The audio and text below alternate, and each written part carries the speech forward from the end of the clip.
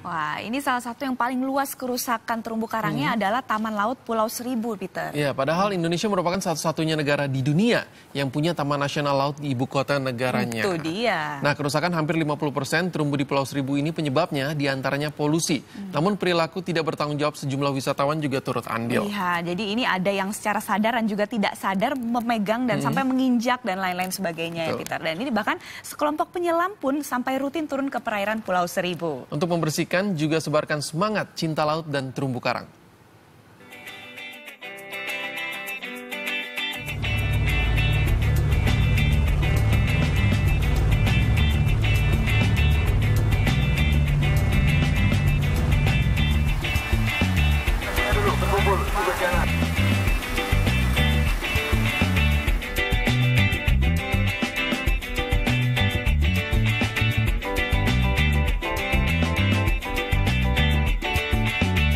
Tahu nggak sih, Indonesia itu adalah satu-satunya negara di dunia yang punya Taman Nasional Laut di ibu kotanya, Kepulauan Seribu.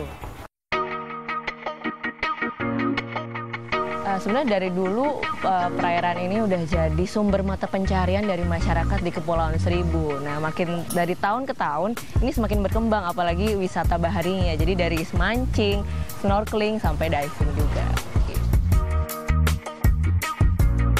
Banyak banget hal yang bisa memikat aku untuk selalu datang ke Kepulauan Seribu ini. Nah, salah satunya yang paling aku suka tuh spot soft coral. Nah, itu sebenarnya spot diving di mana di situ soft coralnya masih sehat, masih bagus, dan ikan-ikannya juga relatif lebih banyak.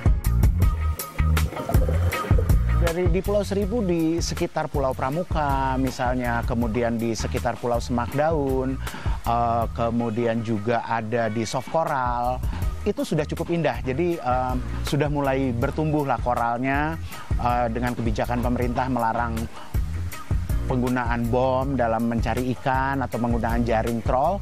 Itu sudah beberapa tahun terakhir ini sudah cukup membuat koral itu tumbuh kembali. Jadi kita wisata air aja ya, mau kenalin ke anak snorkeling atau gimana, diving gitu. Alam seperti yang kita tahu, dia akan tumbuh bila dia dalam kondisi yang natural, tanpa ada intervensi dari manusia. Oke, nah salah satu intervensi manusia yang sangat mengganggu pada pertumbuhan atau perkembangan alam itu adalah misalnya sampah. Lihat banyak banget karena ini weekend dan banyak ya turis-turis, mereka snorkeling dan juga diving itu kayak fins-nya pas lagi mengepakkan kaki tuh kena karang semua. Terus kalau yang snorkeling mereka habis kayak udah capek berenang, mereka berdiri di karang. Nah, itu perilaku-perilaku kayak gitu tuh yang sangat bisa merusak habitat yang ada situ. Disebut Kepulauan Seribu, tapi sebenarnya jumlahnya nggak nyampe 1000. Cuma sekitar 200-an pulau dan yang berpenghuni cuma 11. Nah, ini saya pengen menyelam di salah satu pulau yang padat penduduk. Yuk.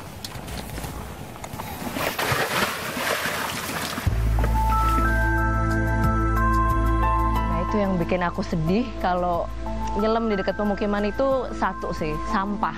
Karena ya mereka mungkin kurang aware, kurang tahu kalau membuang sampah di laut itu sebenarnya bahaya, bisa mengakibatkan kerusakan habitat laut. Nah, jadi kayak tadi aku nyelam itu bisa nemuin dari yang sampahnya kecil sampai yang besar, jadi kayak ada spring bed segala, dan itu aduh nggak enak banget dilihat, apalagi untuk penyelam kayak kita gitu. Dan sejak saat itu aku udah selalu aktif ikut kegiatan untuk kontribusi lah untuk membantu konservasi laut. Jadi semacam tadi aku nyelam nggak cuma ya lihat-lihat, tapi juga aku ngambilin sampahnya. Walaupun simple sih, tapi itu pasti akan berdampak sih.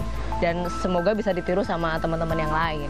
Dan di bawah kami menemukan banyak sekali sampah-sampah. Ya, sebagai contoh ini yang kita ambil ya, misalnya kaleng minuman ini jelas ini adalah konsumsi manusia. Oke? Dan ini kita temukan di bawah laut, artinya dia dibuang gitu. Nah, dan banyak lagi seperti ini misalnya ya, ini bukanlah hal yang asli dari alam, dan seperti karet ataupun plastik itu tentunya ada racun yang tidak alami. Koral itu hanya tumbuh sekitar 3 mm per tahun. Pertumbuhan mereka sangat lambat. Tetapi hal-hal seperti yang sifatnya meracuni mereka, ya, itu akan membunuh mereka dengan sangat cepat. Jadilah wisatawan yang bertanggung jawab. Oke. Alam perlu proses yang lama untuk tumbuh dan berkembang. Oke.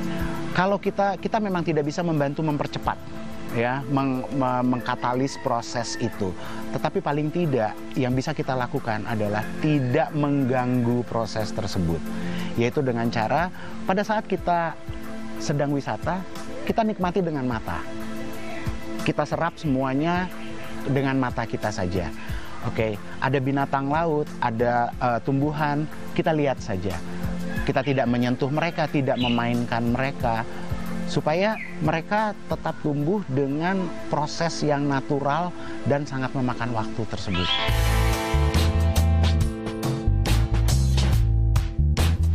Daratan dan segala isinya adalah rumah manusia. Nah, terumbu karang adalah rumah bagi kehidupan di dasar laut itu sendiri, yang pada akhirnya menyokong kehidupan kita. Nah, ini sedikit yang kami buat untuk kelestariannya. Kalau Anda?